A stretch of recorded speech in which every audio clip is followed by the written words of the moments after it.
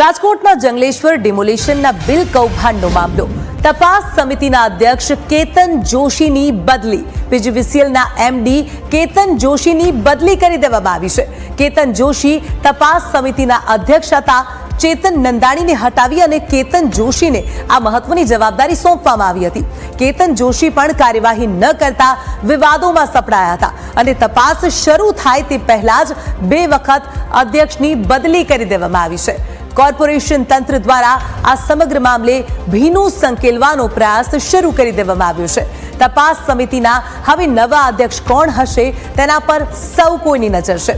રાજકોટના જંગલેશ્વર કેસમાં હવે અધ્યક્ષની બદલી અને આજ મામલે આપણી સાથે સંવાદદાતા ઋષિ ફોન લાઈનથી જોડાઈ ગયા છે।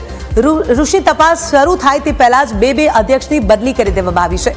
આ મામલે તંત્ર ક્યાંક ભીનું સંકેલવાનો પ્રયત્ન કરતું હોય તેમ લાગી રહ્યું છે। શું વધુ જાણકારી? જંગલેશ્વરમાં ડિમોલેશન દરમિયાન તંત્રએ કામગીરી તો સારી કરી, પરંતુ જંગલેશ્વરના ડિમોલેશન દરમિયાન જે વીઆઈપી બિલ છે, કૌભાંડી બિલ છે, તે સમગ્ર ગુજરાતમાં ચર્ચાનો વિષય બની રહ્યું છે।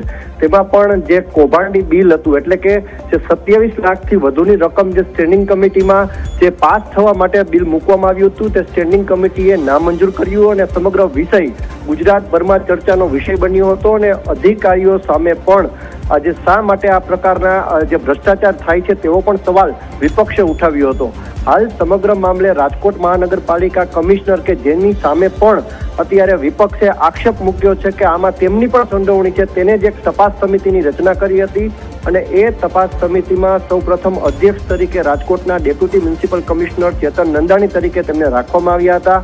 2 જ દિવસમાં ચેતન નંદાણીને હટાવી દેવામાં આવ્યા અને ત્યારબાદ પીજીવીસીએલના એમડી કેતન જોશીને અધ્યક્ષ બનાવવામાં આવ્યા હતા। પરંતુ હાલમાં જ જે આજે જે આઈએએસ અધિકારીઓની બદલી થઈ તેમાં આ કેતન જોશી એટલે કે રાજકોટ પીજીવીસીએલના એમડી અને ડેપ્યુટી મ્યુનિસિપલ કમિશનરનો જેમની પાસે ચાર્જ હતો એવા કેતન જોશીની ટ્રાન્સફર થતા ફરીથી આ બિલ કૌભાંડની તપાસ અત્યારે અટવાઈ ગઈ છે। જોકે જે કૌભાંડમાં સામેલ અધિકારીઓ કે કર્મીઓ હોય તેને એક હાશકારો મળ્યો છે કે હવે નવા અધિકારી અથવા તો નવા તપાસ સમિતિના અધ્યક્ષ કોણ, ત્યાં સુધી તેમને શાંતિ, પરંતુ ક્યાંક ને ક્યાંક ખરેખર તટસ્થ તપાસ થવી ખૂબ જ જરૂરી છે, જેથી ભવિષ્યમાં કોઈ સરકારની તિજોરી ઉપર તરાપ ન મારે।